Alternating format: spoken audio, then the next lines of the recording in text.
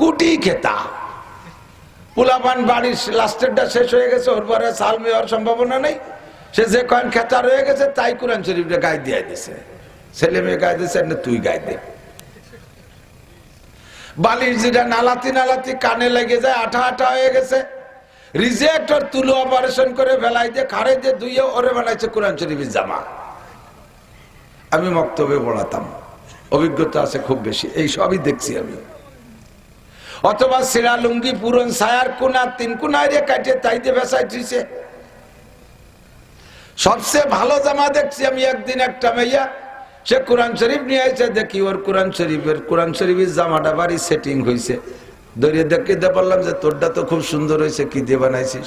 আমার ছোট বাটির হাফ প্যান্ট ছিঁড়ে গেছে, এক টান খুলে বেলায় দিয়ে এক টাঙ্গের মধ্যে বসে দিয়েছি কোরআন শরীফের জামা। কপাল পড়ছে মুসলমান। বহুবার বলি, মাঝে মাঝে বলি, জায়গা বিশেষ বলি, এই টেবিলটার উপরে যদি 1 লক্ষ টাকা দামের টেলিভিশনও রাখেন, টেলিভিশন সহ যদি টেবিলটারে কেউ লাথি দিয়ে চিৎ করে ফেলাই দেয়, তাহলে কেউ কি বলবে 1 লাখ টাকা দামের টেলিভিশন থাকে টেবিলের উপরে, তুই টেবিল সহ টেলিভিশনে লাথি দিয়ে ফেলে দিলি, সুমো দে? দেবেন? দেবেন? দরকারে লাথি আরো 3টে দেব। টেলিভিশনের কারণে টেবিলটা সুমো খাওয়ার যোগ্য বানাইতে পারে নাই, যদিও তার দাম 1 লক্ষ টাকা। 100 টাকা দামের নিউজ প্রিন্টের একটা কোরআন শরীফ যদি এই টেবিলের উপরে রাখা হয়, তখন টেবিল খান এবার দস্তসুম, লাথি তো দূরের কথা, ওর কাছেও কেউ পাও নেবে না। যদি কোনো ভাবে ভুল করবে, পায়ের ছোঁয়া লাগে, তারে চুমো খায়। 20 টাকা দামের আম কাঠের রেহাল, ওর উপরে কোরআন শরীফ রাখার কারণে ওই রেহালটা চুমো খাওয়ার যোগ্য হয়ে যায়। কতক্ষণ ঠিক ঠিক না? এই শরীফের সাথে যার ছোঁয়া লাগে তারই আল্লাহ দামি বানাইয়া দেয়। দামি দামি কাপড় পরি, এই শালটার দাম 5000 টাকা, আমি এখনই পায়ের নিচে রেখে পাড়াইব, কেউ বলবে না হুজুর দামি শালটারে পাড়াইলেন, একটু চুমো দেন। কোরআন শরীফের গায়ে কাপড় লাগায়, যেই কাপড়টা 99% পাবলিক কোরআন শরীফের গায়ে নতুন কাপড় দেয় না।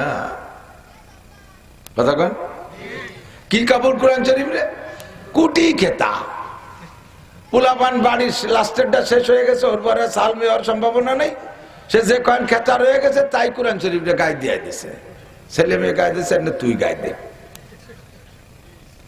বালির যেটা নালাতি নালাতি কানে লেগে যায়, আঠা আঠা হয়ে গেছে, রিজেক্টর তুলো অপারেশন করে ফেলাই দিয়ে খাড়ে দিয়ে ধুইয়ে ওরে বানাইছে কোরআন শরীফের জামা।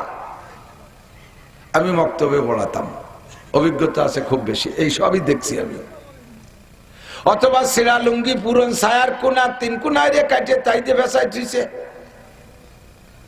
সবচেয়ে ভালো জামা দেখছি আমি একদিন, একটা মেয়া সে কোরআন শরীফ নিয়ে আইছে, দেখি ওর কোরআন শরীফের জামাটা বাড়ি সেটিং হয়েছে, দরিয়ে দেখে বললাম যে তোরটা তো খুব সুন্দর হয়েছে, কি দিয়ে বানাইছিস? আমার ছোট বাটির হাফ প্যান্ট ছিঁড়ে গেছে, এক টান খুলে বেলায় দিয়ে এক টাঙ্গের মধ্যে বসে দিয়েছি কোরআন শরীফের জামা।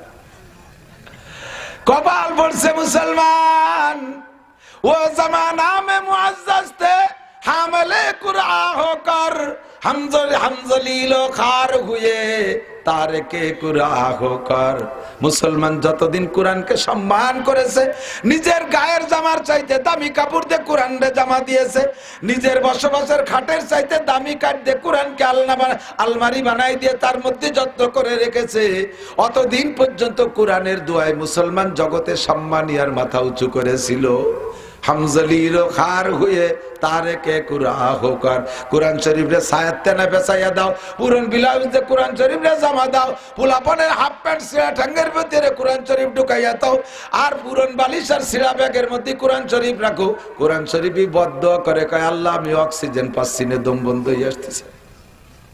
এই পলিথিনের মধ্যে বাঁধতে তুই, এর মধ্যে আম তুলি, তাই কাঁচা আম পাইয়ে পৌঁছে যায়, আর আমার এর মধ্যে আটকাইছে, আমার তো দম বন্ধ হয়ে আসতেছে। তুমি কি আর বলো? কয় যে রাখার কিছুদিন থাক, ওই বাড়িওয়ালারে আগে পোস্টিং করে নেই, তারপরে তোরে নেবানি। বাড়িওয়ালারে পোস্টিং করে প্রথম দেশে জেলখানায়, তারপরে দেশে হাসপাতালে, ওই জায়গা থেকে মারিয়ে কবরস্থানে পোস্টিং করছে, তারপরে কোরআন শরীফে পোস্টিং। ও মুসলমান, যারা এখানে বসে আছেন, আমি আল্লাহর কোরআন রে জামা গায়ে দিয়ে আইতে আসছি। কিয়ামতের ময়দানে উঠবেন হুফাতান উরাতান গরলা। একজন মানুষের পরনে কাপড় থাকবে না, প্রত্যেকটা মানুষ ল্যাংটা থাকবে, আর পায়ে কোনো জুতা স্যান্ডেল থাকবে না। সমস্ত পুরুষরা খাতনা দেওয়ার আগে যেমন ছিল এরকম থাকবে। এইভাবে উঠবে ল্যাংটা হইয়া। লজ্জায় মানুষ বেহুশ হয়ে যাওয়ার কথা ছিল। সিদ্দিকা আয়েশা বলেন, ওগো নবী, সবাই কি ওই জায়গায় ল্যাংটা থাকবো? কয় হ্যাঁ, সবাই ল্যাংটা থাকবা। নবী আয়েশা বলেন, ওগো নবী, এইভাবে বাপ ভাইয়ের সামনে, আপন জনের সামনে মানুষের ভিতরে ল্যাংটা হয়ে থাকবো, কেমন লাগবে? হুজুর বলে, আয়েশা রে, ওই জায়গা কেমন লাগার হুঁশ থাকবে না। وتضع كل ذات حمل حملها وترى الناس سكارى وما هم بسكارى ولكن عذاب الله شديد। মাথার চার আঙ্গুল উপরে সূর্য থাকবে, পায়ের নিচে জমিনটা পুরা তামার মতো লাল থাকবে, আর গরমে মানুষ এত অস্থির হয়ে যাবে, চিৎকার করে বলবে, রব্বানা আখরিজনা মিনহা ফাইন শিতা আদখিলনাল জান্নাতা ওয়া ইন শিতা আদখিলনান নার। মাবুদ গো, এই মাঠে সহ্য করতে পারতেছি না, সূর্যের তাপে মাথার গিলু টকবক করতেছে, নাক দিয়ে রক্ত বের হইতেছে, চোখ দিয়ে রক্ত বের হচ্ছে, পায়ের নিচে জমিনটা পোড়া তামার মতো লাল, গায়ে একটা পরন নাই, পরনে একটা লেংটি নাই যে তাই মাথার পর দিয়ে সূর্য ঠেকাবো, পায়ের নিচে জুতা স্যান্ডেল নাই, সহ্য করতে পারছি না। আল্লাহ পাক নিজেই বলেন, ওয়াতাদাউ কুল্লু যাতি হামলিন হামলাহা। এমন একটা বিপজ্জনক পরিস্থিতি হবে, অপ্রাপ্ত গর্ভবতী মহিলা যদি সে জায়গা থাকে, পেটে 3-4-5 মাসের বাচ্চাও যদি থাকে, তাহলে অনায়াসে ডেলিভারি হয়ে যাবে। সাধারণ মানুষকে দেখবা ওয়াতারান নাসা সুকারা, মানুষকে মনে হবে যেন মদ খা মানুষের মতো, কের সাথে কেউ কথা কয় না, পাগলের মতো দৌড়াইতে আছে। ঘটনাটা এমন কেন হবে? আমা হুম বিসুকারা, অথচ একজনের জায়গা মদ খাই নাই, মদ খা মানুষের মতো মাতাল হয়ে ঘুরবে। ওয়ালাকিন্না আযাবাল্লাহি শাদীদ, পরিস্থিতিটা হবে কঠিন আযাব, কঠিন কষ্টের কারণে এমন একটা অবস্থা হবে। বন্ধুরে, ওই জায়গা ল্যাংটা থাকবে, আর ওই জায়গা থেকে বাছাই করে করে আল্লাহ পাক কাপড় পরাইবেন। নবী পাক বলেন, সর্বপ্রথম কাপড় পরানো হবে ও জায়গা ইব্রাহিম খলিলুল্লাহ আলাইহিস সালামকে। বলেন না সুবহানাল্লাহ। কেন ইব্রাহিম খলিলকে সবার আগে কাপড় পরানো হবে? কয়, নমরুদ ইব্রাহিম আলাইহিস সালামকে উলাঙ্গা করে আগুনের মধ্যে নিক্ষেপ করেছিল, এই সম্মানার্থে আল্লাহ পাক সর্বপ্রথম ইব্রাহিম খলিলকে কাপড় পরাইবে, তারপরে আমাকে কাপড় পরাবে, এরপরে ভাই সিরিয়াল কাপড় পরাইবে। বন্ধুরা, আজকে আমি প্রস্তাব রাখি, যার যার বাড়ি যে কয় জেল কোরআন শরীফ আছে, কোরআন শরীফ যাদের বাড়ি যে কয়খানা আছে, লাখ লাখ টাকা লাগবে না, হাজার হাজার টাকা লাগবে না। আপনাদের নিকটতম বাজার কোনটা? যদি দর্জি থাকে, আপনারা 1 সপ্তাহের ভিতরে সিদ্ধান্ত নেন, বাড়ির সমস্ত কোরআন শরীফ গুলোকে নতুন কাপড় দিয়ে জামা পরাবো।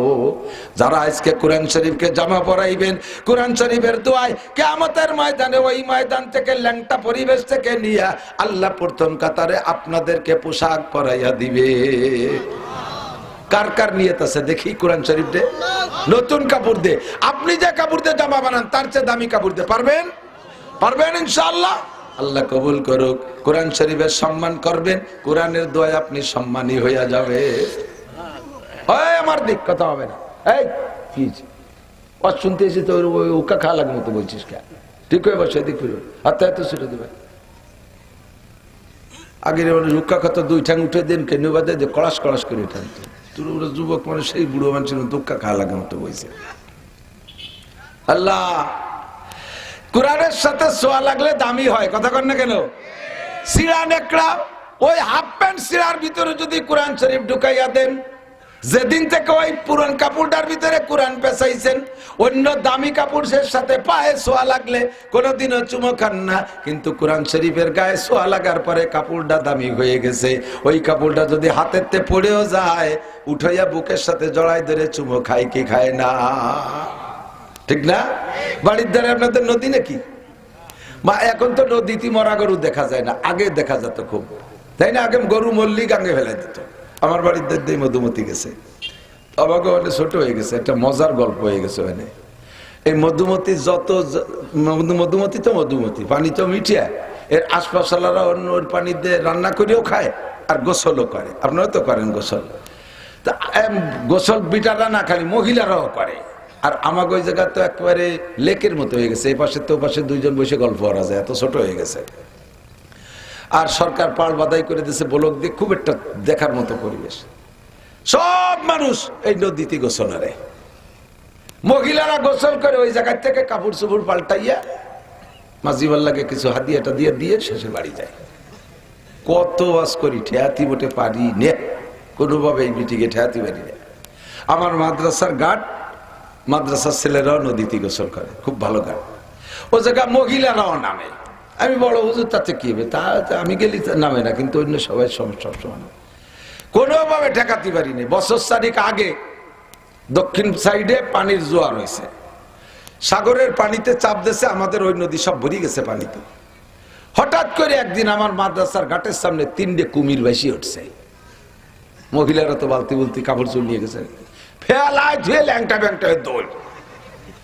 জীবন ভরে ওয়াজ করে মিটিংয়ের নদীতে ঠেয়াতে পারিনি, কুমিরের একটা বড়ে শেষ। 3-4 মাস পর্যন্ত আর নদীতে যায় না। আমি ওয়াজ সংগ্রহ করলাম, ওয়াজের সাথে সাথে 2টা কুমিরও লাগে, কুমির ছাড়া ঠেয়ানো যায় না, ঠিক না? তো ওই মধুমতি নদীতে অনেক মারা গরু দেখছি, এখন দেখি না। এখন সরকারি হুকুম পুঁতে রাখতে হবে, মরে গেলে কবর দিতে হবে জানাজা ছাড়া। তো একটা মরা গরু নদীতে ভেসে আছে, আপনাকে ঘাটে বাঁধছে চামড়া সহ। আপনাকে ভিতরে যদি ঘোষণা দেওয়া হয় যে এই মরা গরুর পাছায় একটা চুমো দিলি 500 টাকা দেওয়া হবে, কেডা কেডা দেবেন? আছে কেউ? কেউ দেবে না। মরা গরুর পাছায় কেউ চুমো দেয়? গন্ধই নেই, পাশেও নাই, বলেও নাই, ফাটেও নাই, তারপরই মরা গরুর ভাষায় কেউ চুমো দেবে না। যার গরু সে ওই গরুটারে বিশাল মোহাব্বত করত, কি যে আদর করত, তারও যদি কয় তুই একটা চুমো দে, তা দেবে না। ঘোষণা দেওয়ার পরে একজন আইসে চিন্তা করতেছে যে দিন ভরে ভ্যান চালাই পেলাম 200টা, আর মোটে এক চুমোয় 500, কি করবো? এমন একটা অফার ছাড়াও যায় না, আবার মানসিক কি কবে না। এই 7-5 চিন্তার ভিতর দিয়ে কইতেছে সন্ধ্যের পরে চুমো দিলি টাকা দিবা? অন্ধকারে কয় ডে নাইট নাই, তুমি চুমো দিলি পাবা।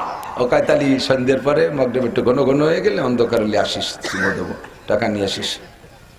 যে অফার দিয়েছে সে 500 টাকাও নিয়ে গেল, আর ও চুমো দেবে কাছে চলে গেছে, বিঘেত খানিক দূরে থাকতে ব্যাক করছে। না হবে না, হ্যাঁ শয়তান তোর জন্য মিশে আচরিতে বলছি চুমো দে।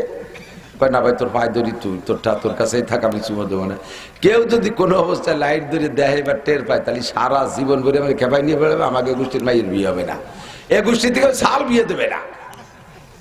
তোর পায়ে ধরি ভাই, তুই মাফ কর, আমি ভুল করছি। আর ব্যাক করে চলে গেছে। আল্লাহ পাক রব্বুল আলামিন কুদরতি নজরে তাকায় কয় তোরে দে ওই মরা গরুর ফাঁসায় চুমো দেবো। আজকে চুমো দিলি 500 টাকা পাতি, যেদিন চুমো দিয়াবো সেদিন তোর পকেটেতে 500 টাকা দিয়া ছাড়া চুমো দিতে দেবো না। এই ব্যবস্থা আমার কাছে আছে। সকালবেলা ঋষিরা চামড়াটা খুলে নিয়ে গেছে, টেনারিতে দিয়ে দিয়েছে, সুন্দর করে রিফাইন হয়েছে, ইটালি পাঠাই দিয়েছে চামড়া, ফার্স্ট ক্লাস রিফাইন করে নকশা করে সুন্দর করে নরম করে আবার চামড়া বাংলাদেশে চলে আসছে। বাংলাদেশে যারা বই পুস্তক বাইন্ডিং করে তারা চামড়ায় দিয়েও ভালো ভালো কিতাবাদি বই পুস্তক কোরআন শরীফও বাইন্ডিং করে। এই চামড়ার পাশার দিকের থেকে এক টুকরা কাইটা কোরআন শরীফের গায়ে বাইন্ডিং দিয়ে দিয়েছে। সেই কোরআন শরীফটা চলে আইছে মধুখালীর বাজারে, গয়েশপুর মাদ্রাসার ওই সেই লোকের ছেলে এই মাদ্রাসায় পড়ে। সে হেফজ ধরবে, বাড়ি যায় আব্বার গলা জড়াই ধরে কইছে আব্বা কে আমি যদি হাফেজ হই তাহলে উলবিসা ওয়ালিদাহু তাজা ইয়াউমাল কিয়ামা, তোমার মাথায় আর মার মাথায় দুইজনের মাথায় নূরের পাগড়ি পরাই দেবে আর মতির মেম্বারে বসাবে। হাফেজ হবো আমি, খাটি পিঠে বড় বড় পাগড়ি বাবা তোমরা, আমার সাথে তোমাকে শেয়ার করতে হবে। কয় কি দিয়ে শেয়ার করতো? আমি একটু ভরি দেবো নাকি, তুই পড়বি তো তুই। কয় না শেয়ার হলো। আমি সেদিনকে গেছিলাম মধুখালী, দেখে আসছি কুতুবখানে একটা কোরআন শরীফ চামড়ার বাইন্ডিং করা, ওই ডেনা কিনে দিলি পড়বো না। পোলাপানে বেঁকিয়ে বসছে, লোকটা ভ্যান চালায়, চিন্তায় পড়ে গেছে কি করি, টাকাও নাই, ভ্যান খান বন্ধক দিয়ে 500 টাকা নিয়ে যাইয়া কোরআন শরীফটা কিনছে। মুসলমান অজু বানায় কোরআন শরীফটা কিনছে। মুসলমানে কোরআন শরীফ কিনলে আগে বুকের সাথে জড়াই ধরে, এরপরে একটা চুমো খায়। খায় কি খায় না? চুমো খায় না? আরে কত জায়গা চুমো খাইলিয়া, কোন জায়গার চুমো, অনেক জায়গার চুমো কোনো ফজিলত নাই কবিরা গুনাহ ছাড়া। আর এই জায়গাটা চুমো খালি এক বস্তা নিয়ে কি হয়? কোরআন শরীফের গায়েরটা চুমো খায়। তো চুমোটা কি ভিতরে আগে খায় না উপরে আগে খায়? উপরেই আগে খায়। উপরে যে জায়গা চুমো দিছে ওই জায়গাটা সেই মরা গরুর ফাঁসার চামড়া। আল্লাহু আকবার। ও দোস্ত, আজকে এই কোরআন শরীফটা কিনতে যে কয় একদম 500 টাকা, আগে টাকা পরে মাল। টাকা দিয়ে 500 টাকা দিয়ে কোরআন শরীফ নিয়ে কোরআন শরীফের গায়ে চুমো খেয়ে বুকের সাথে জড়িয়ে ধরে আসে। কথা তো শোনে না, আর সে আজিমের মালিক ডাইকে কয়, ও আব্দুর রহমান, এই যে কিন্তু সেই মরা গরুর পাছা, যে জায়গায় আজ থেকে মাত্র 1 মাস আগে তোমারে চুমো দিতে বলা হয়েছিল 500 টাকার বিনিময়ে, সেদিন তুমি ব্যাক করছো, লজ্জা পাইছো, তোমার ইজ্জত যাবে। আর আজকে সেই জায়গা চুমো দিলে 500 টাকা দিয়ে, আর আজকে চুমোর বিনিময়ে তোমার সম্মান দুনিয়া আখিরাতে বাইরে গেছে।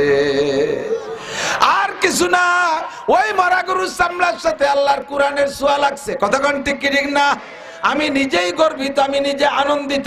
আমি যখন প্রথম আপনাদের এই চরে গয়েশপুর মনিরদের ওখানে আসতাম, সেই সময় এসে দেখতাম মনির মাদ্রাসায় পড়ে, ছোট্ট ভাঙ্গা কুড়িয়ে ঘর, তাদের ঘরে আমি রাত কাটাইছি। মোটরসাইকেলে আসতাম, রাতের বেলা থাকতাম। কি যে করুণ অবস্থা তাদের দেখেছি, অত্যন্ত গরিব ছিল। আল্লাহু আকবার। মনিরের আজীবন কালের প্রচেষ্টা আর তার ফিকির ছিল, আমি একা আলেম হব না, এলাকায় আরো অনেক আলেম বানাইব। সেই থেকে ছাত্র বয়সে বহুত ছাত্রদেরকে নিয়ে নিয়ে পড়াইছে। আল্লাহর রহমতে অনেক আলেম তার নেতৃত্বে হইছে, অনেক আলেম হইছে। আল্লাহু আকবার। আপনাদের মনির এখন সারা বাংলাদেশের বড় বড় প্রোগ্রামে মাহফিল করে। ও দোস্তরে, মনিরের মতো কত তার চাইতে সুদর্শন বডি ফিগারের মানুষ গয়েশপুর আছে না নাই? তার চেয়ে ধনী মানুষ আছে, জেনারেল শিক্ষায় উচ্চ শিক্ষিত মানুষ বহুত আছে। কয়জন তাদেরকে চেনে?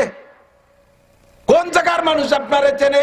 আর মনিরে যশোর চেনে, বেনাপোল চেনে, কুষ্টিয়া চেনে, সাতক্ষীরা চেনে, চুয়াডাঙ্গা চেনে, মেহেরপুর চেনে, ঢাকা চেনে, গোপালগঞ্জ চেনে, ফরিদপুর চেনে, বরিশাল চেনে। বাংলাদেশের 64 জেলায় মনিরে চেনে।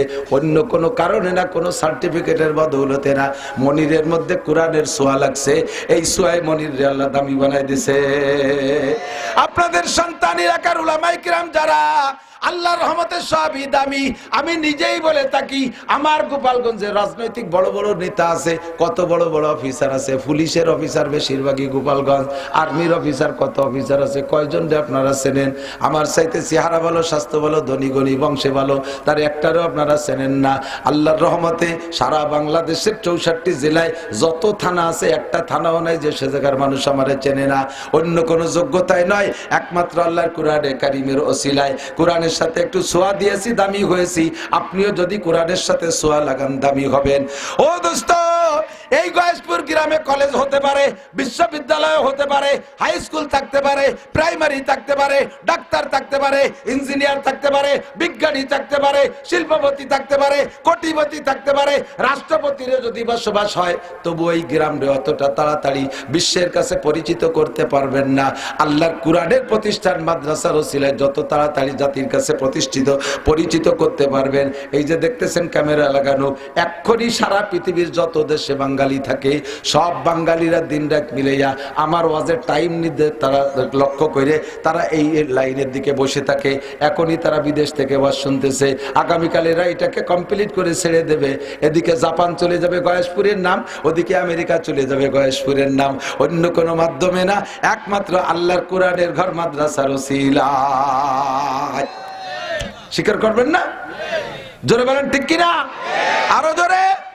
সমর্থনে আছেন? আমি আল্লাহর কোরআন পড়ে জিতছি। আমি ডাক্তার, ইঞ্জিনিয়ার, বিজ্ঞানী হইলে এই পরিমাণ পরিচিতি পাইতাম না, এত ভালোবাসা পাইতাম না। গোপালগঞ্জের রাজনৈতিক নেতারা এখন কথাকথি সাহস পায় না বাইরে যাইয়ে। গোপালগঞ্জ বাড়ি যে গোপালগঞ্জ তাও কেন, কারণ আমার বাড়ি খুলনা। ও খুলনা একটু চাই, সেই টুকা গোপাল কই নেন। আল্লাহর রহমতে আমি গোপালরে ছাড়ি নাই, গোপাল ছাড়ছি, গঞ্জ ছাড়ি নাই।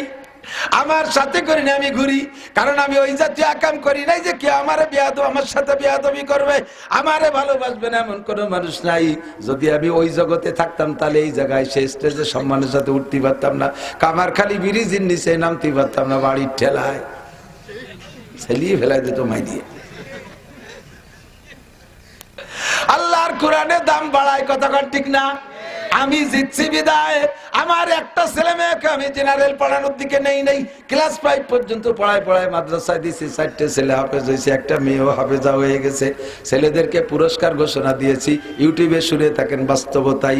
আল্লাহর রহমতে বলেছি, বাবা হাফেজে কোরআন হবা, আল্লাহ আমারে বাঁচায় রাখতে যদি হাফেজ হও, ছেলে মেয়ে যেটাই হোক, তারে আমি উমরা করাবো। 4 ছেলেরে 4 বার করাইছি, তার ভিতরে সেজে ছেলেটা আরেকবার নিজে করে আসছে, 2 বার করছে। মেয়েটা হাফেজা হয়ে গেছে, বিয়ের আগে তারে উমরা করাবো, হঠাৎ তার বিয়ে বিয়ে হয়ে গেছে, জামাই সহ রমজানের পরে পাঠাই দেব। আমি কোরআনের পুরস্কার এমনই দেব, যদি তুমি বিশ্ববিখ্যাত জেনারেল শিক্ষিত হয়ে আসো, সারা পৃথিবীর শ্রেষ্ঠ ডক্টর হয়ে আসো। আব্বা আমি বিশ্ববিখ্যাত জেনারেল উচ্চ শিক্ষায় শিক্ষিত হয়ে আসছি, সারা পৃথিবীর সমস্ত প্রেসিডেন্টরা আমার সার্টিফিকেটে সই দিয়ে দিয়েছে, আমি তোমার একটা চকলেটও খাওয়াবো না, একটা চকলেটও তোমারে দেব না, কারণ তুমি এত বড় শিক্ষিত হইয়া নিশ্চয় তুমি কিছু না কিছু করবা। তোমারে যদি ওই কিছু না কিছুর পিছনে সহযোগিতা করি, তাহলে যা সারা জীবন করে যা কাম করবা আল্লাহ বাসালি তার পার্সেন্ট আমি কবরে বসেও পাবো। কাজেই আমি ওই কাজের ভিতরে চকলেট খাওয়াতে রাজি না। আমার ছেলেরা হাফেজ হইছে, দামি ওই এলাকার যে এলাকায় থেকে হাফেজ হইছে, দুটি হাফেজ, একটা হাফেজ হইছে ঢাকার থেকে। ঢাকার ভিতরে সবচাইতে দামি মিষ্টি যেটা আছে, 1 মণ মিষ্টি কিনে খাওয়াই দিছি। এরপরে যেটা যেখানে হাফেজ হয় ওই এলাকার সবচেয়ে দামি 400, 500, 700 টাকা দামের মিষ্টি কিনে খাওয়াইছি। কারণ আমার একটা বুঝ, আমি নিজে হাফেজ হইতে পারি নাই, আমি নিজে হাফেজ হইতে পারি নাই, আমার কারণে আমার আব্বা মা নূরের পাগড়ি পাবে না। আমার আর 3 ভাই হাফেজ, তাদের কারণে আমার আব্বা মা নূরের পাগড়ি মতির মেম্বার পাইবে, কিন্তু আমি হাফেজ না বিদায় আমি ওর থেকে বঞ্চিত। আল্লাহু আকবার। আমার 5টা ছেলে মেয়ে হাফেজ হয়ে গেছে, আও 5টা পাবে, আমরা 2 জনে 10 খান চেয়ার পাবো, ঘুরিয়ে ঘুরিয়ে বসবো ইনশাআল্লাহ, পাল্টা একবারে চেয়ার একবার ও চেয়ারে। তো যেই ছেলে মেয়েরা আমারে এত বড় পুরস্কার কামাই করে দিল, তাকে আমি কেন দেব না, কেন দেব না? এই যে যারা হাফেজ হয়েছে তাদের আব্বাদের যদি তৌফিক থাকে, কয়জন? 8 জন নাকি 10 জন ছেলে হাফেজ হয়েছে, তাদের আব্বাদের যদি তৌফিক থাকে, আপনারা ছেলেদের উপযুক্ত পুরস্কার দেবেন, আর তাদেরকে যে উস্তাদরা দিয়ে হাফেজ বানায় দিয়েছে তাদেরকে সাধ্য অনুযায়ী হাদিয়া দেবেন। আমার ছেলেরা যেখান থেকে হাফেজ হয়েছে একেবারে পুরো মাদ্রাসার স্টাফ ধরে ওই বাজারে সবচেয়ে দামি কাপড় দিয়ে জামা পাগড়ি পায়জামা বানায় দিছি। আর বড় হাফেজ সাহেবকে আমি একবারে কি ওই যে ওয়াশিং মেশিন, কাপড় দেওয়া ওয়াশিং মেশিন দিয়ে দিছি। আমার ছেলেদের হাফেজ বানাই দিছে, এত বড় পুরস্কার কামাই করার সুযোগ আমারে দিয়ে দিছে। তা তারে আমি ঋণ শোধ হবো কি দিয়ে? ভারতের দারুল উলুম দেওবান মাদ্রাসার 50 বছরের মুহতামিম কারি তৈয়ব সাহেব রহমাতুল্লাহ আলাইহি, উনি দেওবান মাদ্রাসায় যখন পড়ে, মক্তবে যখন কোরআন শরীফ ধরছে, সেই সময় কোরআন শরীফ ধরার বিনিময়ে ওনার আব্বা দেওবান বাজারের সবচেয়ে বড় গরুটা কিনে জবাই করে উস্তাদদেরকে খাওয়াই দিছে। আমার ছেলেরে আল্লাহর কোরআন হাতে ধরাই দিছি। উরি কপাল, আমার নবীর মাধ্যমে এই কোরআন আসছে, গারে হারাই থেকে আমার নবীর হাতে এই কোরআন আসছে, 40 দিনে ইতিকাফ করে আমার নবী এই কোরআন পাইছে। আল্লাহু আকবার। এই কোরআনের সাথে সোয়া লেগে মক্কা মদিনা দামি হইছে, সেই কোরআন আমার ছেলের হাতে দিছে। কি দিয়ে খুশি ব্যক্ত করবে? গরু জবাই দিয়ে খাওয়াই দিছে। আর যেমন শুকর আদায় করছে, আল্লাহ প্রতিদানও সেমন দিছে। ওই ছেলে বড় ওই আলেম হইয়া দেশেই দেওবান মাদ্রাসার 50 বছরের মুহতামিম। বলবেন না সুবহানাল্লাহ?